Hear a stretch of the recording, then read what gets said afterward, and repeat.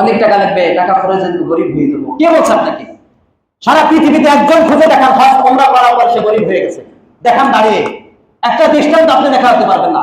অথচ আমি এমন বলবো যে ব্যবসা করতে করতে খেতে খেতে সে ফকির হয়ে গেছে। বাস্তব না অবাস্তব বলে? যাকাত দিলে, আল্লাহ রাস্তায় দান করলে, মসজিদ মাদ্রাসা দান করলে, হজ করলে কোনোদিন গরিব হয় না। আল্লাহ রাব্বুল আলামিন তার জীবনের মধ্যে, তার অর্থের মধ্যে বরকত দান করে। ঠিক না ঠিক? জি। আমাদের কমন সমস্যা হলো দুইটা, দুনিয়ায় একটা, আখিরাতে একটা। দুনিয়ায় কি? আমাদের টাকা পয়সা লাগবে, আমরা গরিব হয়ে যাব, আমরা ধনী হতে চাই। ঠিক না ঠিক বলে? আখিরাতে আমাদের কি দরকার? গুনাহ মাফ দরকার। কি মাফ দরকার বলেন? গুনাহ মাফ। দুনিয়ায় একটা কমন সমস্যা, আখিরাতে একটা কমন সমস্যা। এই দুটোর সমাধান আছে কোন জায়গায়? হজের মধ্যে।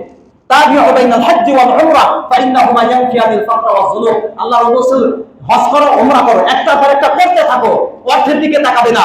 ইনশাআল্লাহ আল্লাহ রাসূল বলেন, আল্লাহ রাব্বুল আলামিন হজ উমরার বরকতে তোমার দারিদ্রতা দূর করে দেবে, তোমাকে সচ্ছলতা দান করবে। দুই নম্বর, কাল কিয়ামতের ময়দানে তোমার গুনাহ মোচন করে জান্নাতে আল্লাহ রাব্বুল আলামিন পাঠিয়ে দিবে। সুবহানাল্লাহ বলেন। এইজন্য জানি না, মান আরাদাল হজ্জা ফালিয়াতাআদ্দাল। কোন ব্যক্তির যদি হজ করার সামর্থ্য আসে, সে দ্রুত হজ করতে হবে, দেরি করা যাবে না। কারণ আমি জানি না যে আমার হায়াত কতদিন আছে, আমি মারা যেতে পারি। এই জন্য আজকে থেকে, এখান থেকে প্রতিজ্ঞা করেন যে দেরি নয়। হজের সামর্থ্য যদি যাদের আছে, এখানে নিয়োগ করেন, অন্তর অন্তর এখন নিয়োগ করেন, বলেন ইনশাআল্লাহ যাদের হজের সামর্থ্য আছে তারা আগামী বছর হজে যাবেন তো ইনশাআল্লাহ বলেন।